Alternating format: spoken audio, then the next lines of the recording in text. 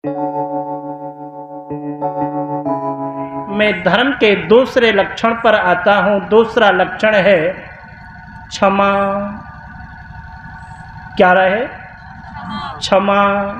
लेकिन इसमें बहुत बड़ी गड़बड़ है। क्षमा का अर्थ, अच्छा ये बताइए, इस स्थान पर आप बैठे हुए हैं और यहाँ के आदरणीय श्री प्रधान रमेश चंद्र आर्य जी को पता चला कि 16 तारीख से आर्य समाज का उत्सव होने वाला है और प्रांगण में बहुत बड़ा एक मिट्टी का ढेर लगा हुआ है। वो बाजार गए और बाजार से 20 मजदूरों को लाए और 20 मजदूरों को लाकर के उन्होंने कहा कि इस मिट्टी के ढेर को उठा करके यहाँ से बाहर फेंक दो। आए हुए मजदूरों ने 1 घंटे में उस मिट्टी के ढेर को उठा करके प्रांगण के अंदर से बाहर कर दिया। 20 मजदूरों ने 1 घंटे में उस मिट्टी के ढेर को उठा करके प्रांगण से बाहर कर दिया। अच्छा ये बताओ कि एक मजदूर उस मिट्टी के ढेर को कितने समय में उठा पाता है? स्वाभाविक है 20 घंटे में उठा देता। लेकिन एक छप्पर, एक व्यक्ति, 20 व्यक्ति 1 घंटे में उठा देते हैं और एक व्यक्ति उस छप्पर को कितने समय में उठा देगा? है? पता ये चलता है वो जीवन भर उठाने का प्रयास करे तब भी नहीं उठा पाएगा। एक नियम सभी के साथ में नहीं घटता। इसलिए महर्षि देवदयानंद सरस्वती महाराज ने बहुत कुछ इस धरती के बारे में और क्षमा के बारे में बताने का प्रयास किया। ऋषिवर देवदयानंद सरस्वती महाराज गंगा के किनारे गंगा में लेटे हुए हैं। ये देख करके कुछ बच्चे आकर के कौतूहलवश गंगा की मिट्टी को उठाते हैं, लड्डू बनाते हैं और लड्डू बना करके स्वामी जी के ऊपर फेंकना प्रारंभ करते हैं। स्वामी जी कुछ समय तक तो उन अबोध बच्चों के क्रीड़ा स्थल बने रहे और जब आंखों में बालू गिरने लगे तो नीचे डुबकी लेकर के इस पार से उस पार चले गए। लेकिन वहीं आप स्वामी जी की कभी जीवनी को पढ़ें, कई स्थान पर यह सुनने को पढ़ने को प्राप्त होता है कि आए हुए व्यक्ति को स्वामी जी ने प्रतिक्रिया के रूप में चाहे तलवार तोड़ी हो, चाहे हुंकार भरी हो या कोई तीसरा कार्य किया हो, ये कार्य करके उन्हें भजाने का प्रयास किया। जैसे को तैसा हमारे साथ यदि कोई अच्छा व्यवहार करता है तो उसके साथ हमें भी अच्छा व्यवहार करना चाहिए।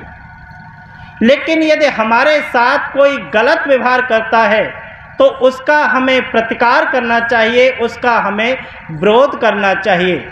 लेकिन हमने धैर्य का अर्थ क्या समझ लिया, क्षमा का अर्थ क्या समझ लिया?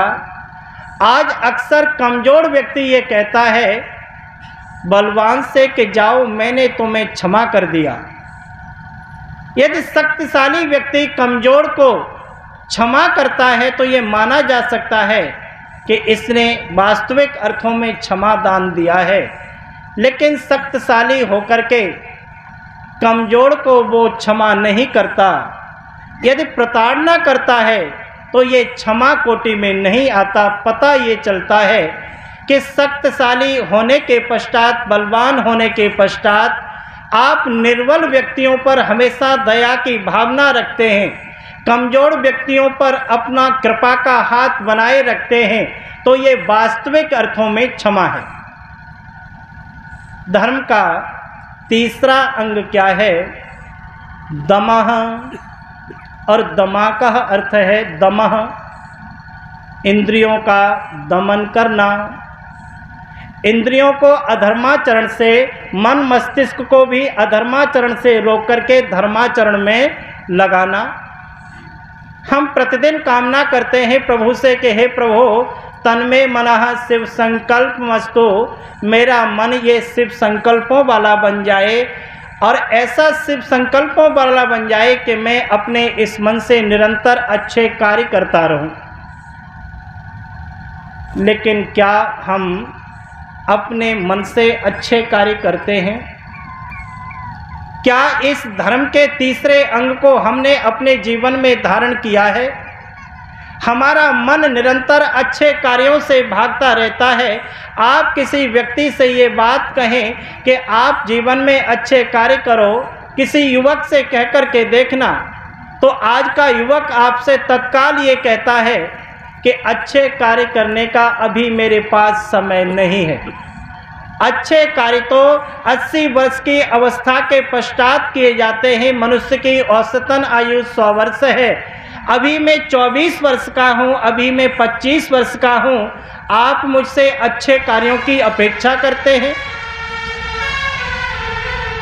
ऐसे व्यक्तियों की बुद्धि पर मुझे बड़ा तरस आता है।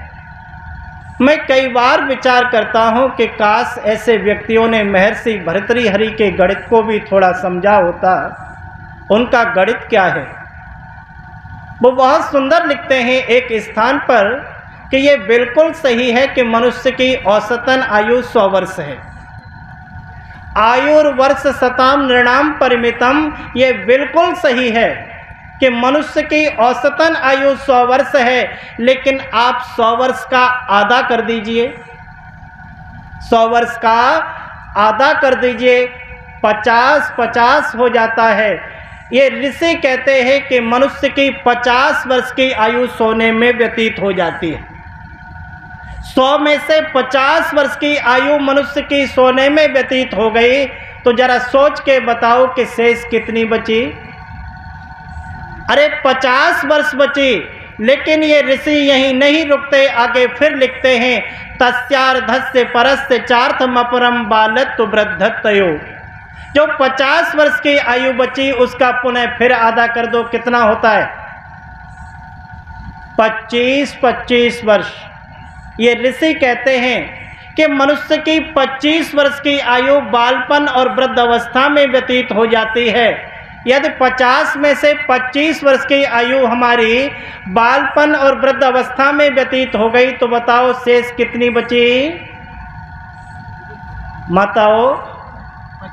25 वर्ष बची। लेकिन ये ऋषि यहीं नहीं रुकते, आगे पुनः लिखते हैं शेषम व्याधि वियोग दुख सहितम सेवादिभिर्नीयते। जो 25 वर्ष की आयु बची उसमें क्या किया? कभी पड़ोसी अस्वस्थ हो गए तो उनकी सेवा शुश्रूषा में समय लगा दिया। कभी रिश्तेदार नातेदार अस्वस्थ हो गए तो उनकी देख रेख में समय लगा दिया। और हम खुद अस्वस्थ हो गए तो कुछ नहीं कर पाए।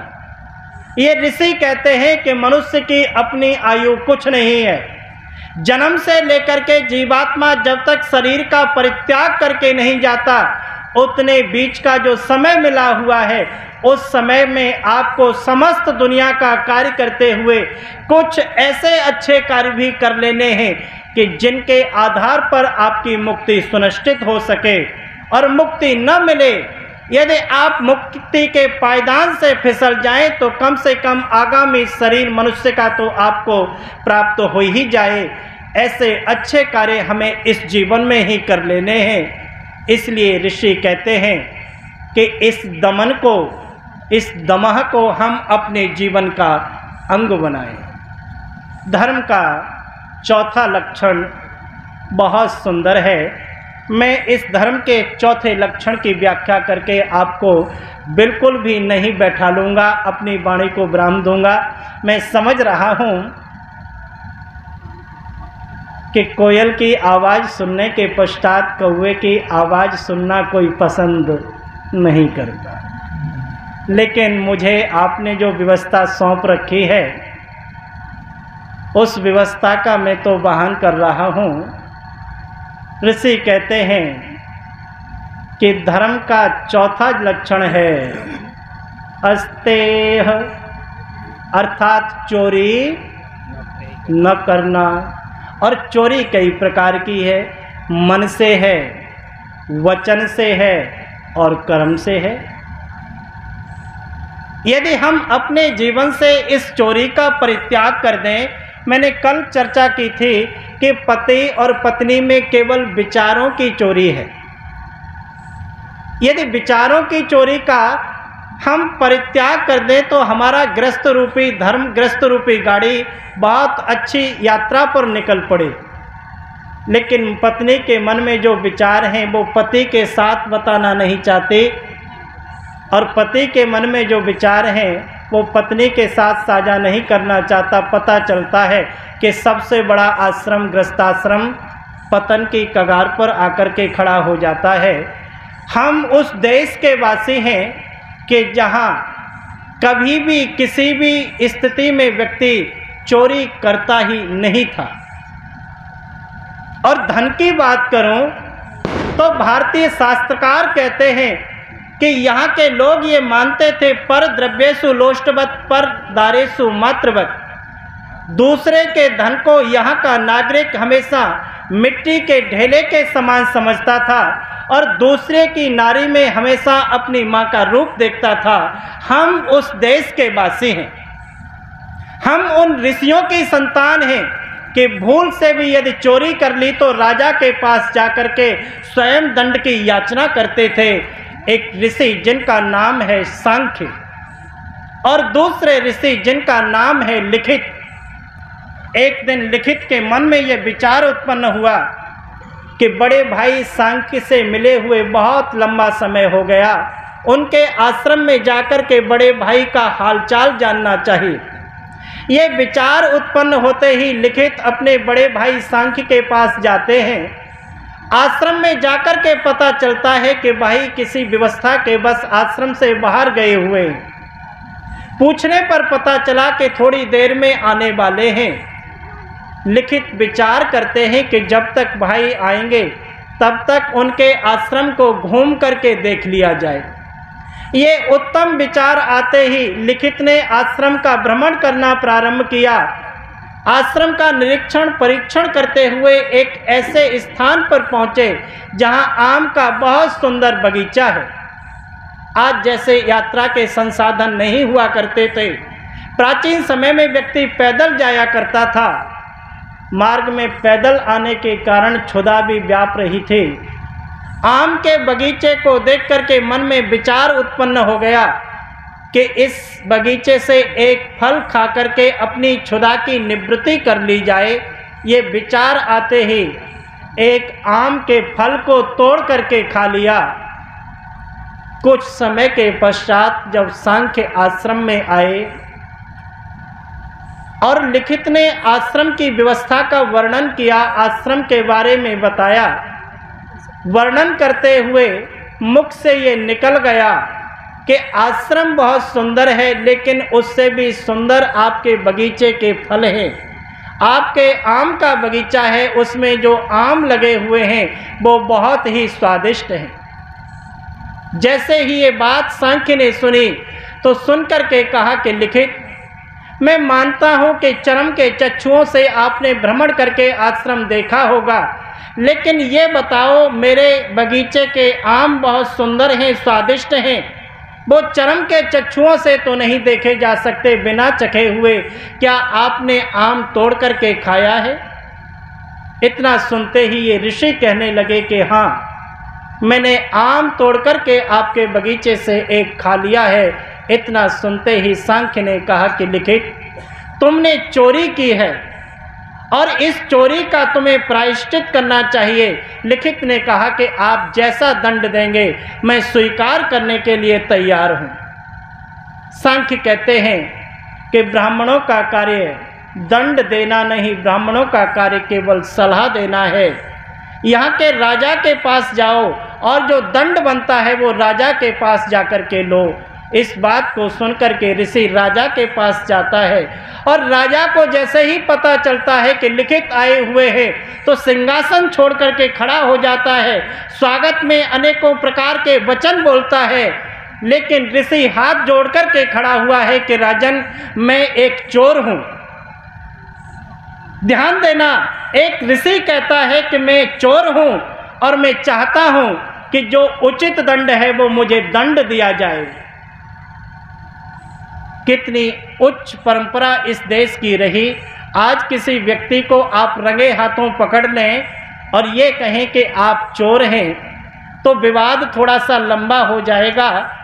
एक बड़ी कहावत प्रसिद्ध है कि चोरी और ऊपर से सीना, उल्टा चोर कोतवाल, उल्टा चोर कोतवाल को डांटे, आचार्य जी कह रहे हैं। और बिल्कुल ये नितांत सत्य है। प्रत्यक्षम किम प्रमाणम अस्ति, प्रत्यक्ष के लिए कोई प्रमाण की जरूरत नहीं होती है। मैं राजस्थान से कार्यक्रम देने के पश्चात जब जयपुर में ट्रेन को पकड़ने लगा, हमारे पास में बहुत कुछ खजाना नहीं हुआ करता है। ऐसे वस्त्र ये होते हैं कि जिसे कोई पहनता नहीं, और उस भाषा में लिखी हुई पुस्तकें होती हैं कि जिसे कोई पढ़ नहीं सकता। उसने समझा कि इसके ब्रीफ केस में बहुत कुछ खजाना होगा। थोड़ी सी मेरी निगाह चूकी और जयपुर रेलवे स्टेशन पर एक व्यक्ति ने मेरा ब्रीफ केस लेकर के आगे आगे दौड़ना शुरू कर दिया। मैं पीछे से भाग रहा हूँ, वो आगे दौड़ रहा है। मैंने कहा कि मेरी लंबे समय की अर्जित की हुई विद्या, कुछ डायरियां हैं, कोटेशन लेकर के ये जा रहा है, आप इसे रोकें। किसी तरह उस व्यक्ति को रोक लिया गया।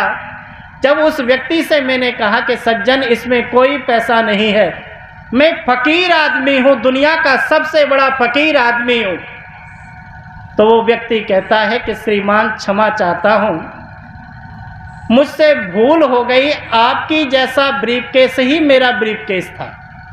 ये कहकर के उसने विषय को बदलने का प्रयास किया, लेकिन मैंने अनुभव कर लिया कि ये पक्का चोर है।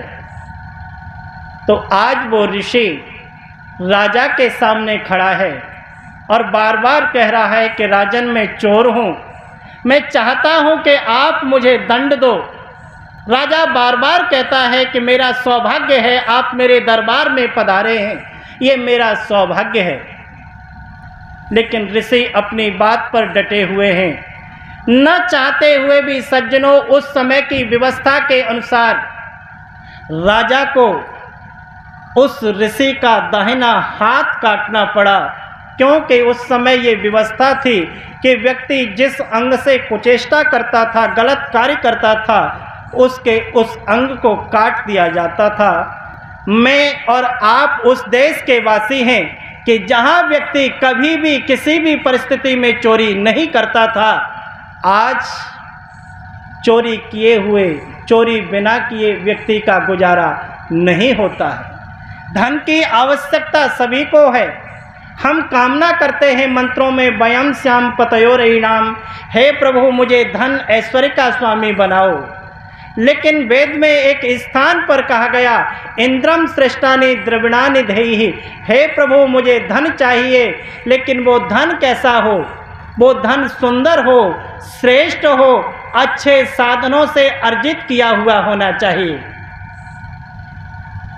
आज आप किसी सरकारी कार्यालय में जाएं और ऊपर से पैसा न दें तो प्रातः काल से सायंकाल तक खड़े रहें, आपका कार्य नहीं होगा। आपने टेबल के नीचे से जैसे ही पैसा दे दिया, आपका कार्य अति शीघ्रता से हो जाएगा। और पैसा देते हुए कोई मीडिया कर्मचारी पहुंच गया और उसने शूट कर लिया, तो लेने वाला क्या कहता है? श्रीमान जी क्षमा चाहता हूँ, मैं बाल बच्चों वाला।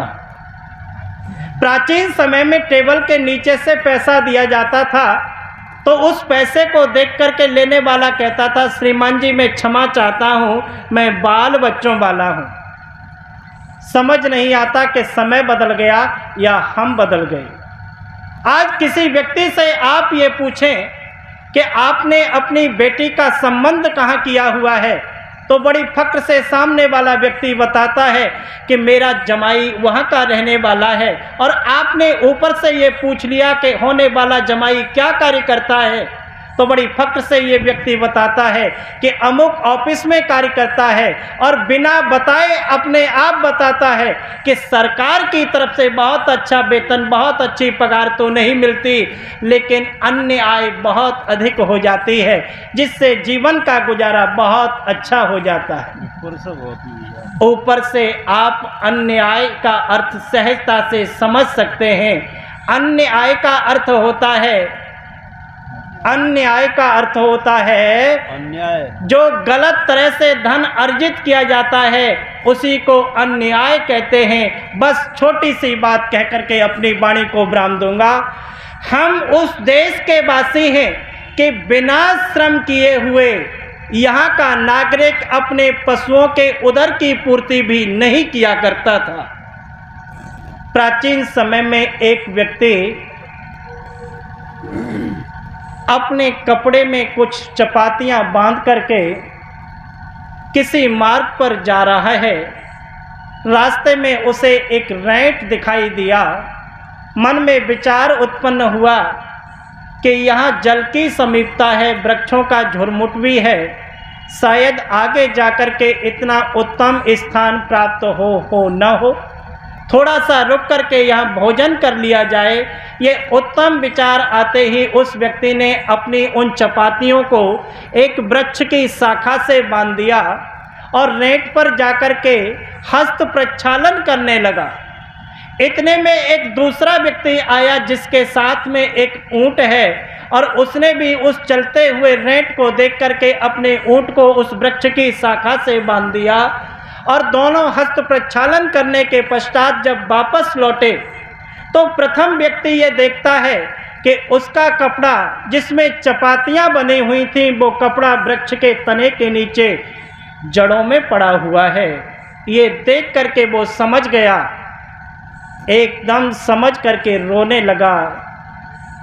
इस बात को सुन करके, रोना धोना देख करके वो ऊंट वाला व्यक्ति पूछता है कि भैया तुम क्यों रोते हो, तुम्हारे रोने का कारण क्या है। तो ये प्रथम व्यक्ति कहता है कि क्या तुझे यही ऊंट बांधने को मिला था? अरे तेरे ऊंट ने मेरी 4 चपातियां खा ली, अब मैं उन 4 चपातियों के अभाव में भूखा रह जाऊंगा। माताओं, बस इतना शब्द सुनना था कि वो ऊंट वाला उस प्रथम व्यक्ति से भी अधिक लंबी ऊंची आवाज में रोने लगा। ये प्रथम व्यक्ति शांत होकर के पूछता है, कहता है कि मेरा रोना तो कोई भी समझ सकता है, अरे तुम क्यों रोते हो, तुम्हारे रोने का कारण क्या है? मैं नहीं समझ पाया।